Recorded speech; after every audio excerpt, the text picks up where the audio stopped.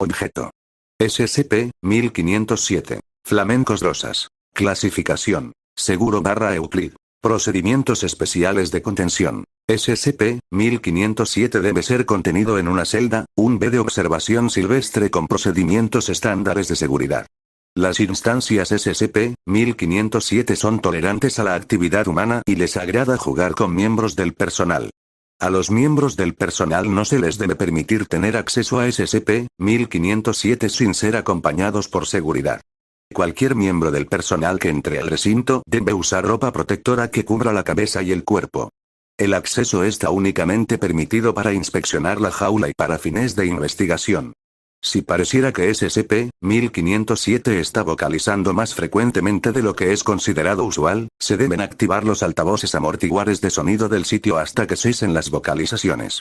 Descripción. SCP-1507 es un grupo de 15-26 flamencos plásticos de jardín hechos en Coral Springs, Florida. Las instancias de SCP-1507 tienen el mismo patrón de conducta que un espécimen normal de Phoenicopterus ruber, pero no requieren alimento. Las instancias de SCP-1507 son vulnerables a las mismas fuerzas que el plástico ordinario sería vulnerable, tales como calor y presión. Las pruebas han mostrado que no poseen algún tipo de inteligencia compleja.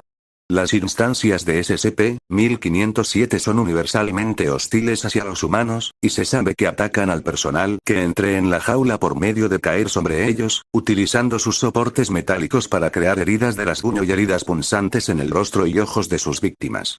SCP-1507 con frecuencia parecerá dócil hasta que ataque, lo que lleva a varios casos de lesiones graves entre el personal de investigación.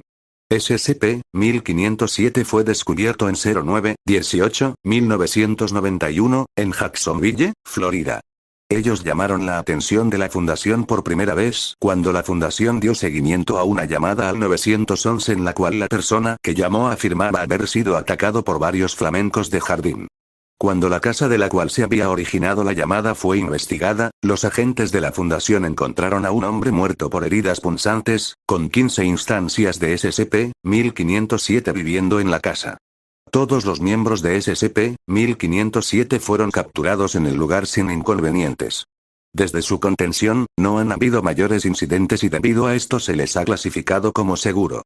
Enmendado, ver Incidente 1507, ahí, B. Anexo. Incidentes con SCP-1507 involucrado. Incidente 1507, A. SCP involucrado. SCP-1507. Localización. Celda, un B de observación silvestre. Descripción. El 4 de diciembre de 2011, el investigador Boyd estaba jugando con SCP-1507-8 durante su descanso. Durante este tiempo, SCP-1507-8 juguetonamente intentó quitarle su comida.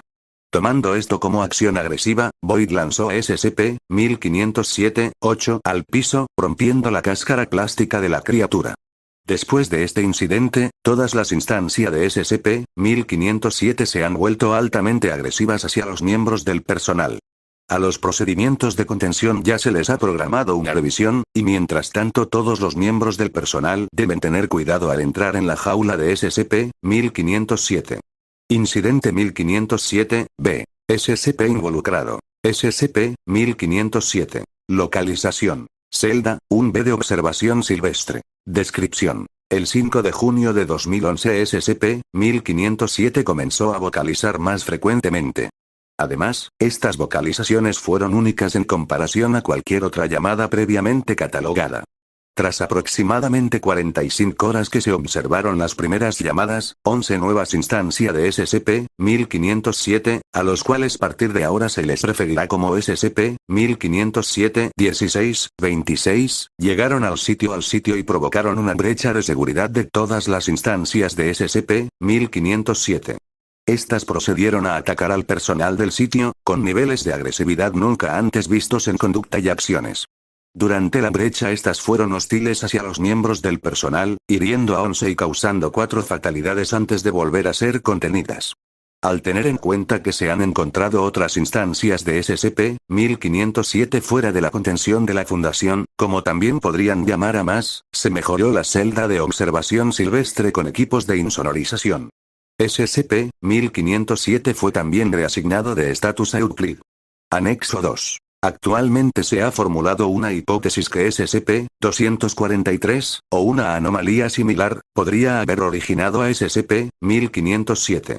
Actualmente se desconoce por qué SCP-1507 aún no se ha desanimado, o si se llegará a desanimar en el futuro en concordancia con el comportamiento de SCP-243. La investigación sigue en curso.